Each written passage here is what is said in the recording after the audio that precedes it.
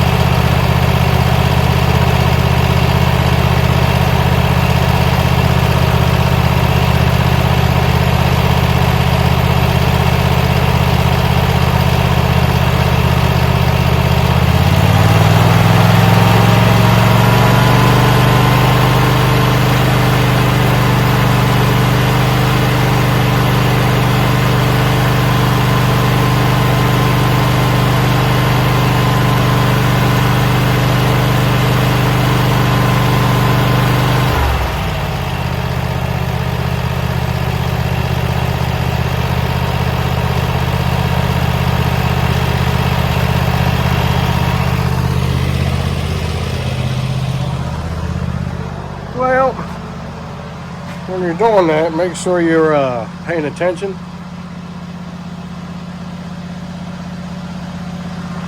And that way, you don't do like I did. I'd ran it down one notch too many, which is DC milliamps. And when I touched the battery with it, I wasn't getting a very good reading, and then I tried it again and I still wasn't getting a very good reading. So that's when I realized I had it there instead of at 12 volt, and by doing that I blew the fuse on the inside, and that's why I'm getting this erratic reading without even the cables being hooked up to anything. So I gotta go in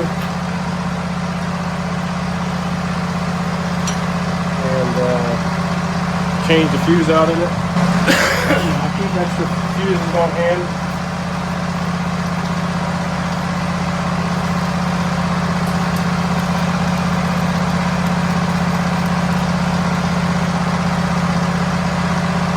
And this particular meter takes this type of fuse.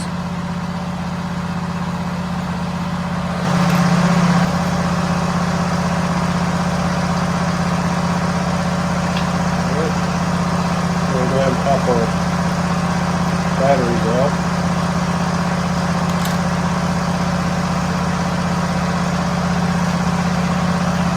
And there's our fuse right there.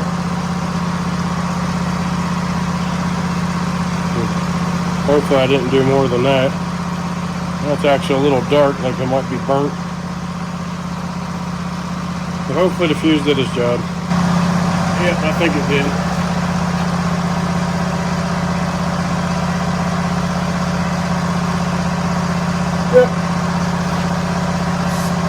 It's so fine you can barely see that that wire in there. It's like a hair.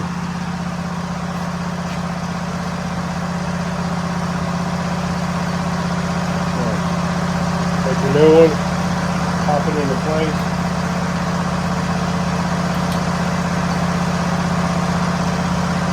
Batteries back in.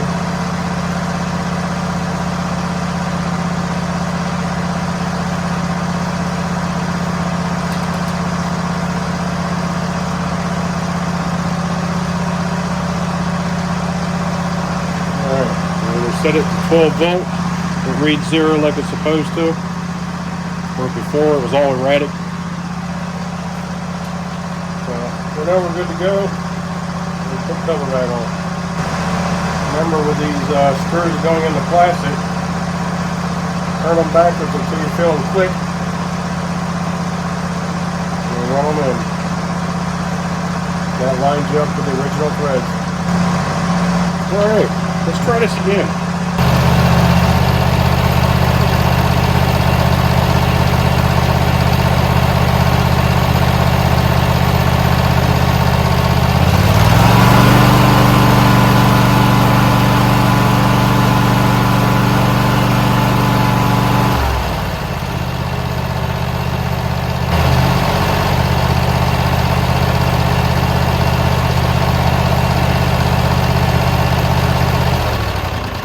So charging system's good, 13.9 volts, constant, so no matter if you throttle up or you're at idle, it's still 13.9. The only thing I'll need to do is part of the maintenance is clean up the battery terminals and the cables and put some dielectric grease on it and install the cables back again, and that'll be good to go. All right, so we do have a maintenance kit. Came in a couple days ago. Wasn't feeling good. Got some of the sniffles and coughs. Had a little bit of a cold, so kind of tried to doctor that up over the weekend and yesterday. I took one day off from work and feeling quite a bit better today. Cough is almost gone.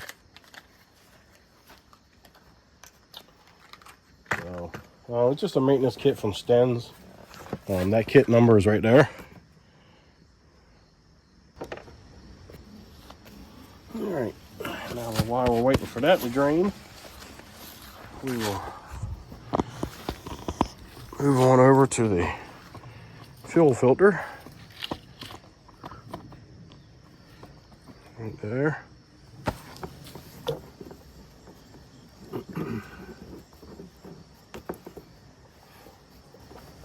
Does everybody remember how the fuel filter goes on? A lot of them will give you an arrow, but if they don't have an arrow, all right, so this one here, it does have an arrow. It's right there. You could probably barely see it. Where's it at? Right there. Yep, you could barely see it right there. There it is. But anyway, if it doesn't have the arrow, you're not sure which way. The fuel always goes towards the outside of the paper element. You never put it this way so that it fills the inside of the paper element. That's not how it's supposed to work. All your trash is supposed to be caught into the plastic housing, and so that means your fuel flow has to be in the direction of the filter of the outside of the paper filter, so that way all your debris stays into this big plastic housing.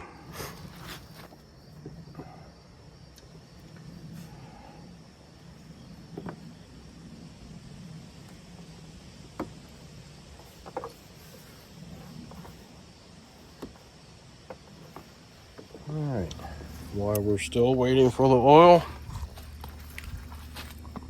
we can go ahead and take care of our air filter.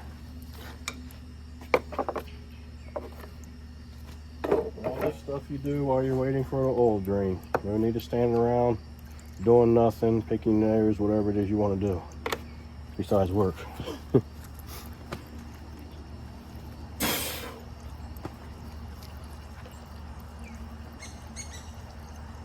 A good day's work never killed nobody.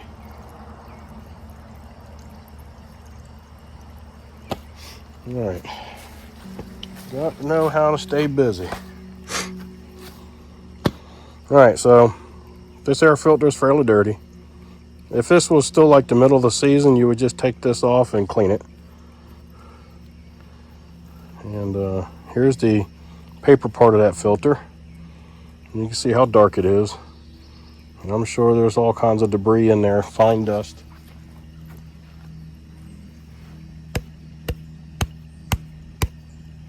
So look at all that stuff in my hand. I don't know if you guys can see it. Some bugs actually came out of it. There's our new pre-filter. So you can see the difference. Huge difference.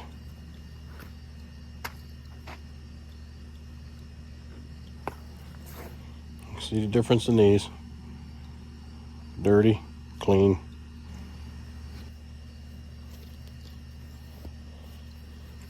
You just take and stretch your new one over.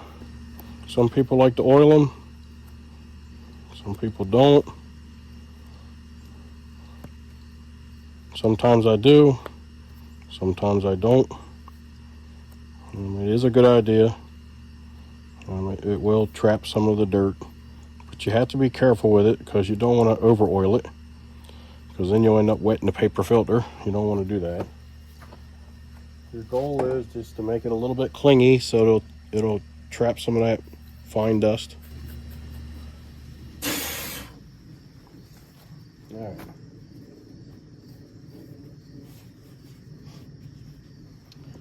Nice and clean. Drop your filter on. Make sure your pre-filter don't get bunched up. All right. We'll use a tiny bit of dielectric grease on this sealing surface. Maybe that'll help it to slide into place. You don't need a lot. All right. Let's see what we got now.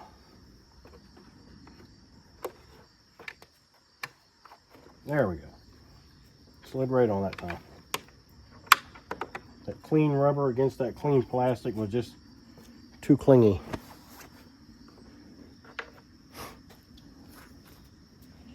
So that grease does two things. It'll help seal it a little bit better. And then it allowed it to slide on to the intake flange a little bit easier. So that's just a little trick for you. Dielectric grease can be used for more than just batteries and electronics and things like that. So we got a little bit of anti-seize. We got our spark plug gapper, and they're probably going to be gapped pretty good. May not need to do anything with them. They don't have to be absolutely perfect, but they need to be close. We have our 5/8 spark plug socket, a short extension, and our ratchet.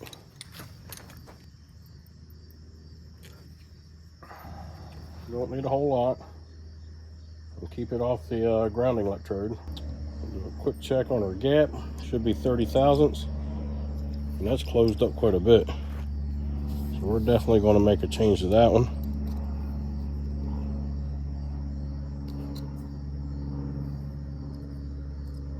There we go. Go ahead and pop out the old ones.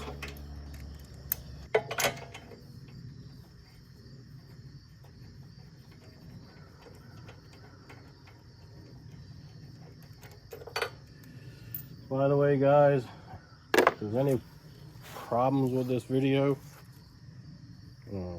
with its clarity or anything like that, if I don't pick it up in the editing, let me know. This is a brand new phone. Every couple years, a company reissues phones. So this is the first video I've done on this phone, and we'll see how it does.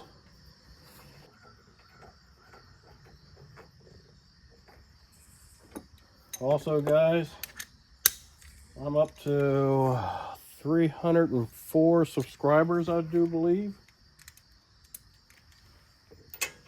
And I appreciate each and every one of you guys who have subscribed to my channel. And I hope to be able to continue to create content that you will like and follow. And hopefully I'll get some more subscribers. So again, guys, I do appreciate it. So don't forget to hit that thumbs up and subscribe if you're watching the channel, the newcomers.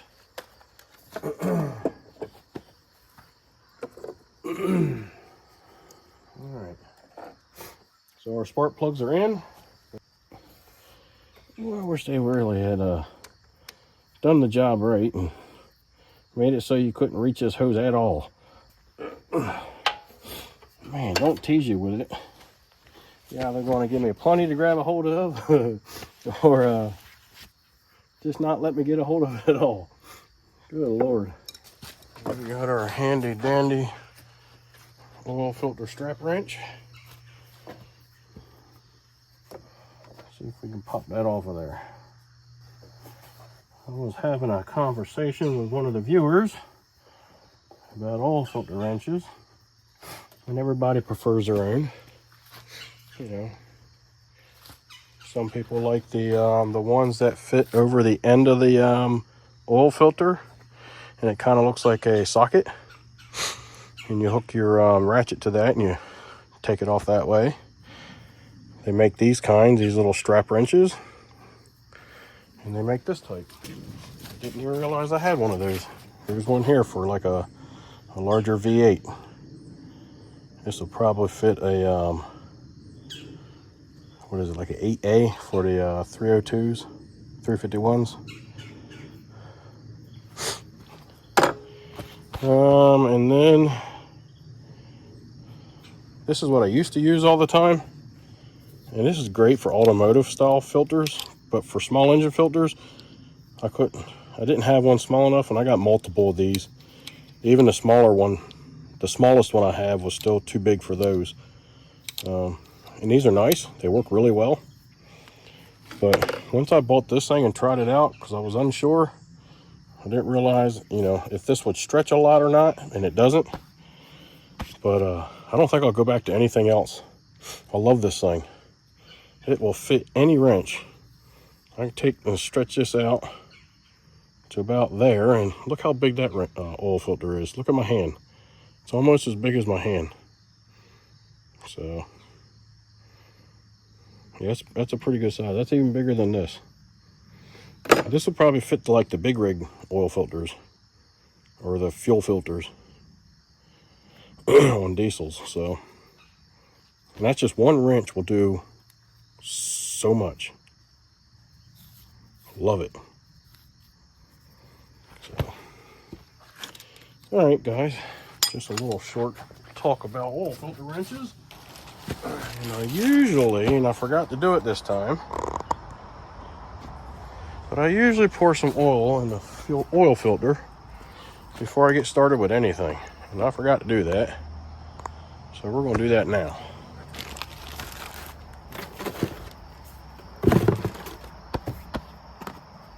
Some people like to do it, some people don't. I prefer to do it. Doesn't hurt anything whether you do or don't. But I look at it this way: if there's oil in here, there's that many more seconds, and I know it's only seconds, that the engine doesn't have to go without oil. So that's just my theory on it. The other thing I like to do is I like to put the date that I did the job. I just take one of these paint pens and write on it. Is all I do.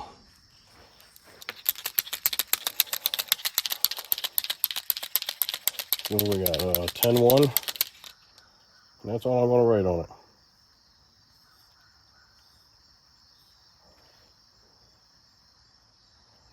Actually, usually I do like 10-24.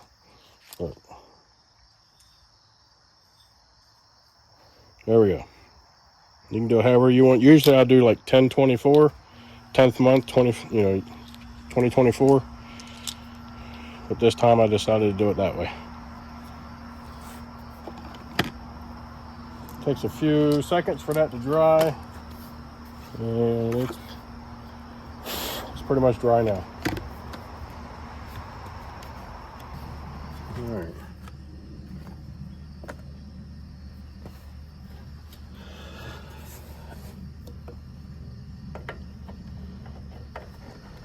In most cases, you can do that by hand. Sometimes it'll get a little slippery on you, and if it does, you got your handy dandy filter wrench.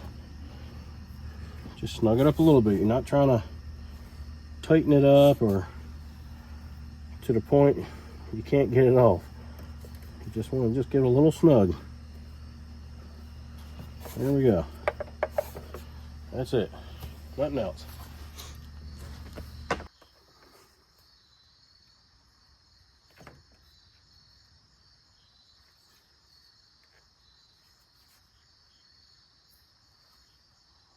It looks like we're right there.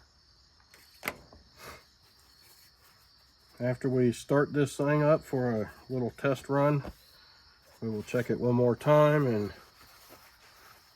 we will top it off accordingly. And now that the mower is not running, we are basically going to do a health check on this battery using my handy dandy battery meter, a battery tester. It's got a couple clamps. Hook it up to the battery. It supplies the power to the tool and does testing to it or for it. So, all right. Let's go ahead and hook up our cables.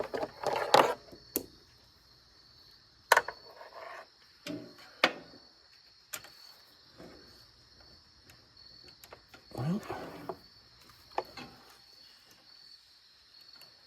got this thing tucked back in there pretty good.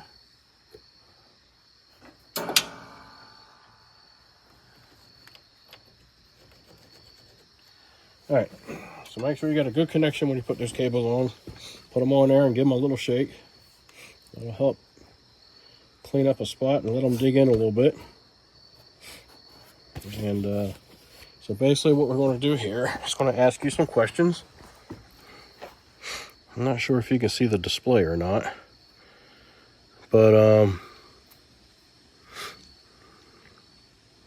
got a quick test, battery in the vehicle, out of the vehicle, and we're going to do in the vehicle. So we're going down one, enter. Battery test is all we want to do. Oop.